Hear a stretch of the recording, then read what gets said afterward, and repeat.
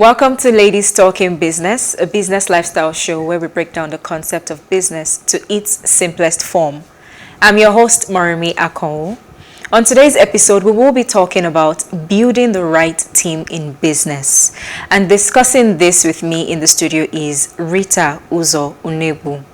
Rita graduated with honors in international law and diplomacy from Babcock University, Ogun State. She is an associate member of the Chartered Institute of Personnel Management and a member of the Nigerian Society of International Lawyers. She holds a diploma in French from the Nigerian French Language Village.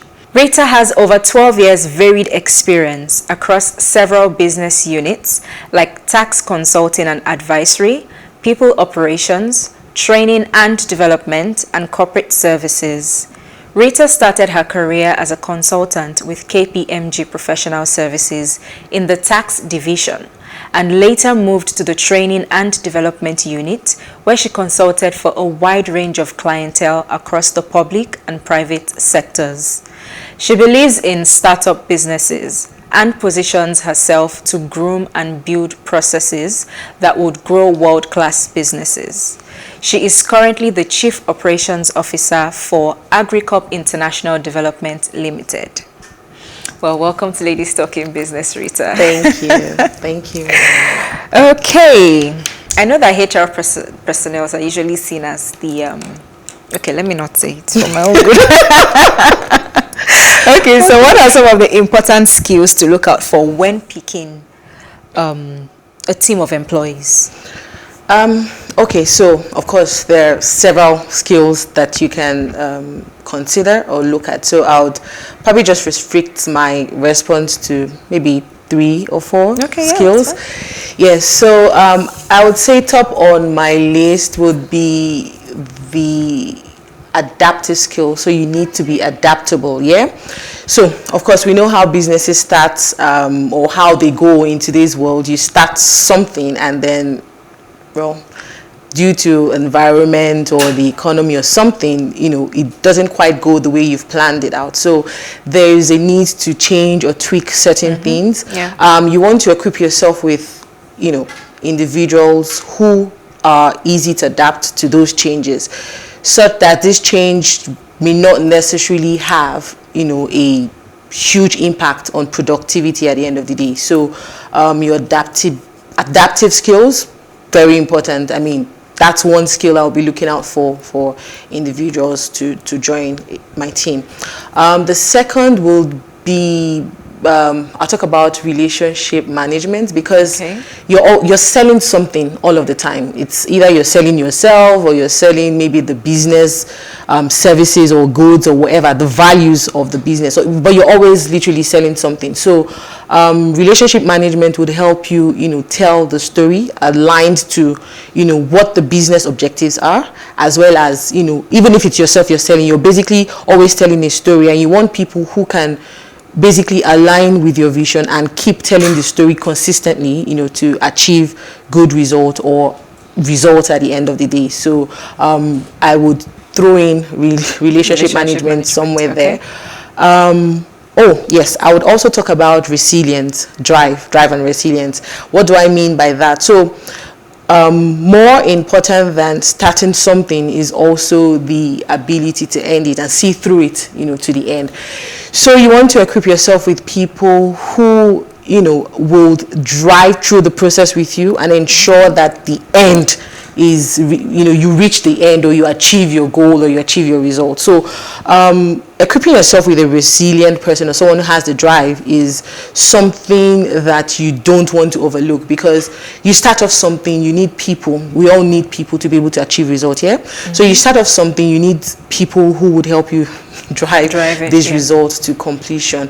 What some organizations will do would be to, you know, create a balance. So maybe not everyone has the ability to end a process, but you can then have people who are good starters, so the start of the process, and then somewhere in between, those guys who can literally see it to completion, take over, and then you have a complete process. But if you don't have that process, very importantly, you want somebody who can end the process, because you don't want to start off a project and not see it to completion. So yes, I will throw in resilience as part of the skills to look out for. That's 4. Do you have that's the 5th one? 3. No, so that's actually 3. Drive and resilience 1. We have adaptive individuals. Yes. Drive and resilience. Yes, and then we have relationship management. Relationship management. Yes. Yeah, 3. Okay. Do I throw in one more? You can throw one more. Okay, so and the last one. Yeah. I'll talk about initiative. Yeah. So you want to equip yourself with people who can take initiative. So yes, it's a lot of work, having to start a business, putting everything that you need to put in, think for the business so it can grow.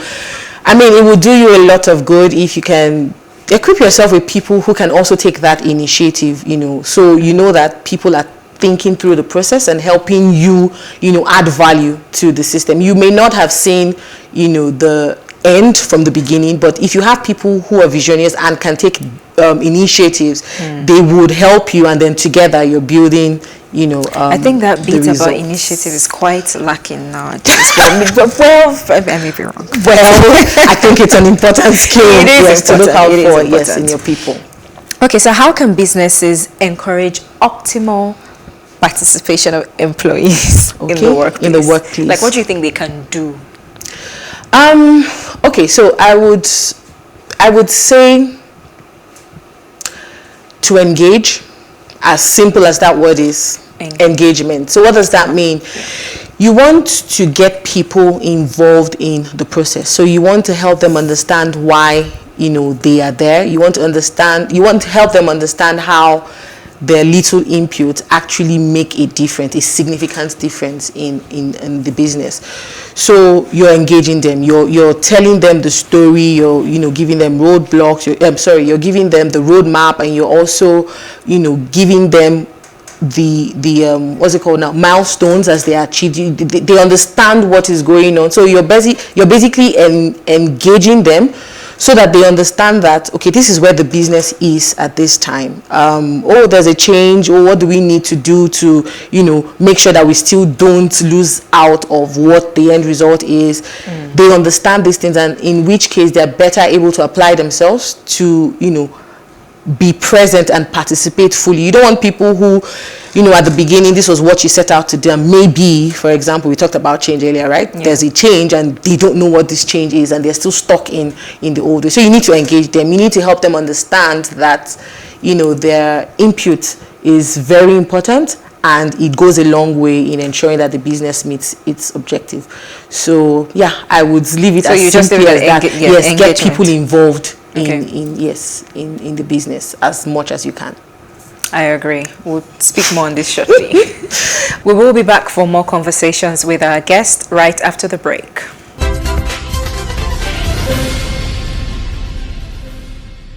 You are still watching Ladies Talking Business on PlusTvAfrica with our guest Rita Uzo-Unegbu, an HR consultant. Okay, Rita, so in your opinion, what are the key positions required in a startup? So, like I said, startup. It does mean like small business, yes. But what do I need to feel? Of course, barring all biases, I would say you need somebody who understands people. So HR. That would have to be the small business. Yes. It's just yes, I understand. So it can either be the fact that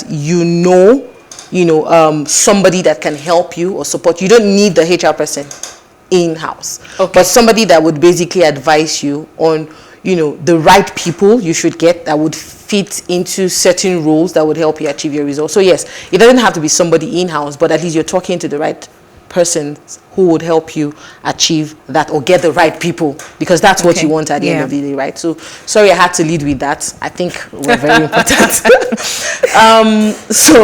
You also need somebody who understands numbers, finance, or the accounts guys, because you're getting funds, you're pushing in funds into the business. You want somebody who understands how these funds are gotten, how to use the funds to be able to get more money. That's why you're in business, right? So you need somebody who understands numbers. So I would say a finance or an account expert. I don't have money to pay people.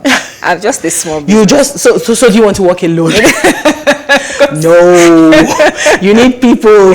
Okay. You need people to grow. And again, it's not So the good thing about it is there are a lot of small, what's it called? There are a lot of things you can actually get as a small business from people who understand the scale of your business, and then you're working with them to help you situate or establish a business that can stand the test of time. This is me assuming that you're not just starting the business for the sake of it. You want something that would literally even outlive you, yeah?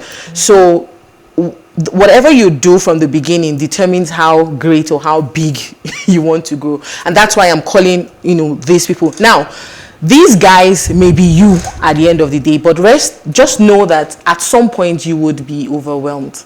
And then you need people to, take these little tasks of you so that you can literally focus on the core business, so to speak. So if you're an individual who can do all of this, perfect. But, the advice is always to, diversify or get in not as many people, but the important people that would help you. Yes. Okay, so you need a finance person, you need an HR advisor. Yes, an advisor. Exactly. Even a finance advisor too. Okay. They go both ways, yeah? You need somebody. So again, because I have assumed that the business is here to stay, you're selling something, right? Either goods or services. So you need somebody who is going to help you tell the story. A marketer, exactly, a salesperson, business development person that would help you push, the value that you are as a business to the world out there. Of course, that cannot be overemphasized, right? No, it can't. So a lot of times the owner of the business takes on this responsibility, but yeah, if you can do it, perfect, like I said, but again, you're just one person. So you need somebody who understands how to, go about getting in businesses for your business, and in which case you're money, growing. Basically. That's the bottom line, right? Okay. So those are the 3 areas I would look at. Of course, as you grow, you would need so many other things. Then you probably can start affording, maybe your operations guy who understands processes and procedures and help you, align efficiency to what the business wants to do at the end of the day. We can talk all of that later as you grow, yeah? As you grow, yes. Okay. So let's talk about the importance of team building to a business. Okay, so this is proper HR. So funny you brought this up because it's also, you asked the question earlier on how you can, get people to participate more. Yeah. Team building is one sure way of getting people to participate more, because what team building does for you is it helps the people, like your colleagues, understand themselves, and if they understand themselves better, chances are that they can then interact better with themselves, and as such the work becomes easier because you've more or less created an enabling environment for work to happen. Yeah, so team building, I would say, cannot be overemphasized. You need to be deliberate about it, what you do, the kind of activities you come up with, and you're not doing team building just for the sake of it. Oh, I heard team building is good, let's go for it. No, you're deliberate. You know what you want to achieve. You want to get your people to work together, because remember, it's a team, so you need everybody's ideas, everybody's input to achieving results. So you need to be deliberate. You need to, when you say team building, you need to mean team building, yeah, and go all out. That's my advice. So yeah, team building cannot be overemphasized. So what activities encourage team building? Or what activities you can do for team building? Yeah, you can do for team building. Okay, so I was actually going to say that much later in the chat, but I'll let you say much later. No, but it's fine. Team building is team building. Any activity that helps the team come together. It doesn't have to be work all the time, but you can even introduce some fun work activity where people can interact. So yes, I'll give you this example. Nowadays, there are things called alternate workspaces, and what these means is that I can literally, get up from my workstation, and there's a space that I can go to where I would be meeting people from other departments who don't necessarily have anything to do with my work, but because we're a team, remember, everybody has an input to the bottom line of the business.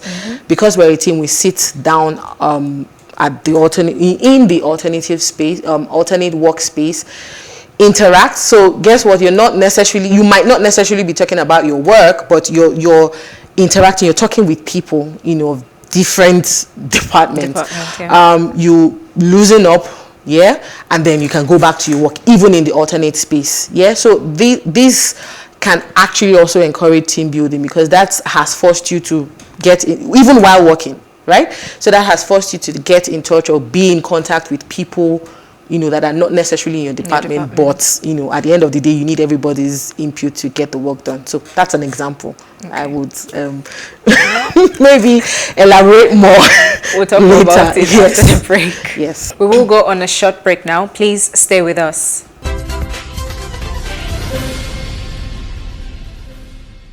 Thanks for staying with us. I'm still here with Rita Uzo-Unegbu, Chief Operations Officer for Agricorp International Development Limited.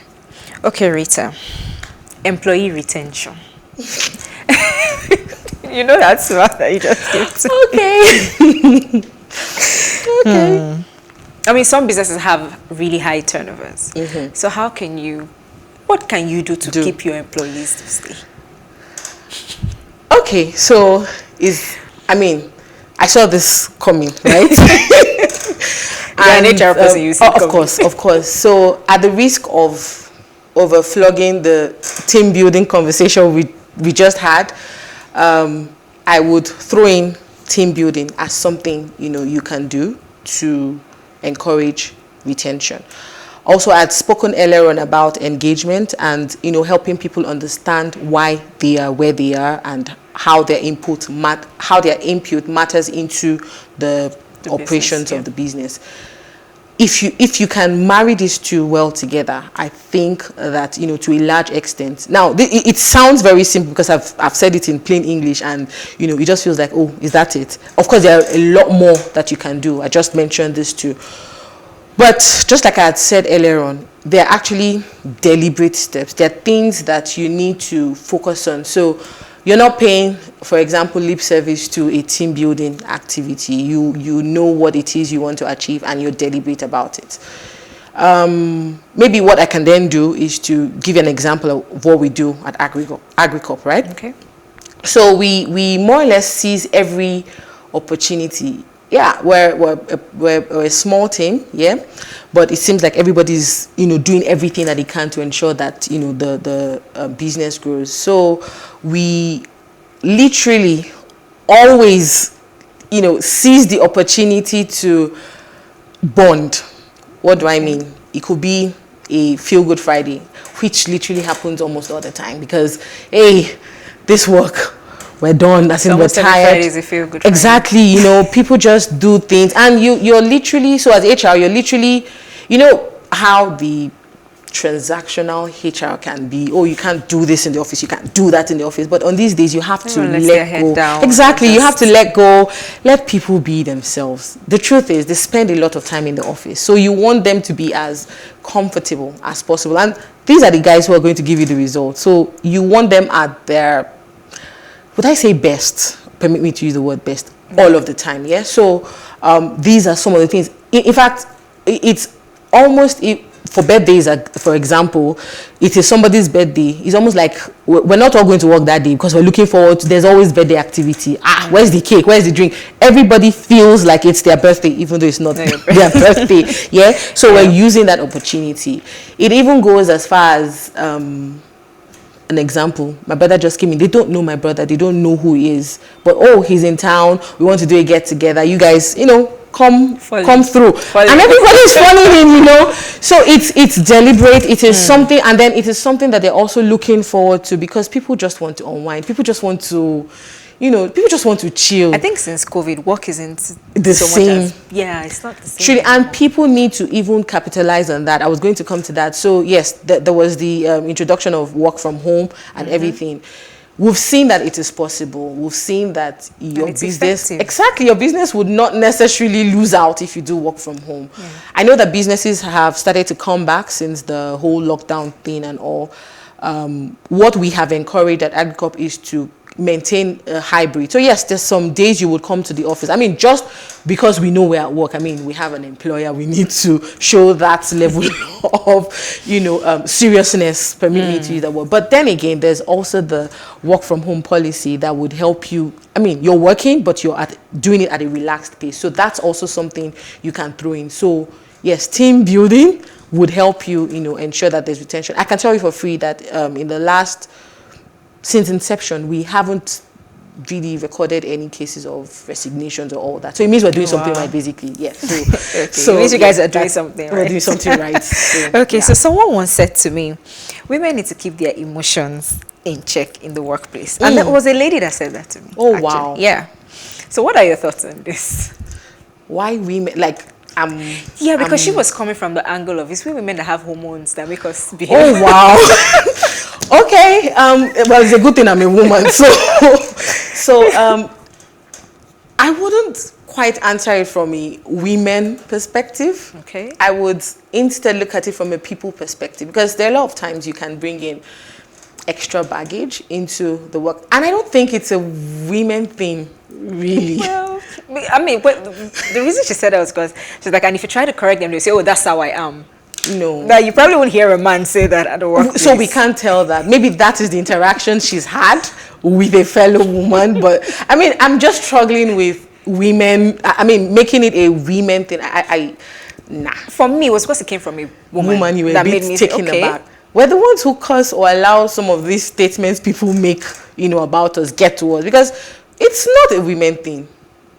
If you say so. I refuse to make it a women thing, right? It's more a people thing. And to answer that simply, there's no point bringing in extra baggage into the workplace, right? So it's best to deal with the situation, emphasis on the situation, and not the person, so that, work goes on smoothly. So yes, be you a woman or a man, as the case may be, don't introduce extra baggage, because it just elongates the whole process and would possibly cause conflicts that you don't want in the workplace. So you're better off just, leaving out extra baggage in that might be introduced. So I want us to talk about HR. Okay. Okay. Every time I talk about HR, you smile. Yep. What qualities must one possess to be a successful HR person? You want us to go there? Yes. Okay. Just give me a brief point. Brief. Yes. Okay. I'm going to do this like I'm in a classroom. Yes. So I'll go. Yep. Okay. Number one on my list. Patience. Okay. That one,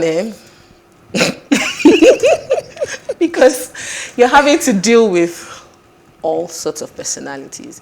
As a matter of fact, sometimes, in fact, most times, the things you're having to deal with are things that go against your own belief as a person. But you can't literally just push yourself out there to, make people feel like, okay, this lady doesn't like me. So you need to be patient, hear them out, try to understand what it is that they're saying, before you can interact. So patience is very important. Patience, yes. Yeah. You also need to have very good communication skills. Now, what do I mean by communication skills? So a lot of times HR is supposed to say it as it is, right? But at the same time, you're considering the person's feelings. Exactly, feelings and person. But that doesn't mean you wouldn't say it as it is. So you need to find a fine balance, in your communication of the issue. So that is a skill that you need to have as HR. So all that drama of this is how I am, you need to deal with it. You can't be that, in HR. You need to strike a good balance. Okay. Can I go on? Yeah, you can give me one more point. One more. So, of course, you can't. It goes without saying. People management. You need to love people for people. You need to have the flair of actually working. There's some people that just leave them on their own. They will do the work, get it done, and move on. Yeah. As HR, while that may look like it's a fine thing, you want to also have the skill to be able to deal with people, because you can't do everything on your own. Yeah. So it goes without saying, you need to have people management skills to be in HR. Well, so at what point do I know I need to see HR? Very quickly before I let you go. Okay, so HR is supposed to be a partner. HR is supposed to be your friend. I don't know how it operates in most other organizations, but that is really how it's supposed to be. So if ever there's a time you're not certain as to what steps to take, what decisions to make, or you just want to double check, HR is your go-to person because they're your partner. They're actually there to make the work go on. They're actually there to consolidate everyone's effort to ensure that the work goes on. So if you have those doubts, if you have to be clear about certain things, please contact HR. I mean, that's my advice. I know they're scared. Just hear HR. I don't know why they're scared of HR. Trouble is looming somewhere. I don't know why they're scared of HR, but I mean, HR is not supposed to be about that. So HR is actually supposed to be your friend. Yes, but like the police first. Okay, no, actually better than the police force. We're your friend, we're your partner. We're supposed to ensure, we're supposed to walk you through, the process and ensure that what gets done the way it's supposed to get done in order to achieve business results. Amazing. Thank you so much for this. Thank you. Hilarious conversation, Rita. I had fun. Thank you. Thank you so much. Thanks for joining us today on this episode of Ladies Talking Business. Do join us this same time next week for another episode. Do follow us on PlusTvAfrica Lifestyle on YouTube for more. I'm Moremi Akano. See you next time.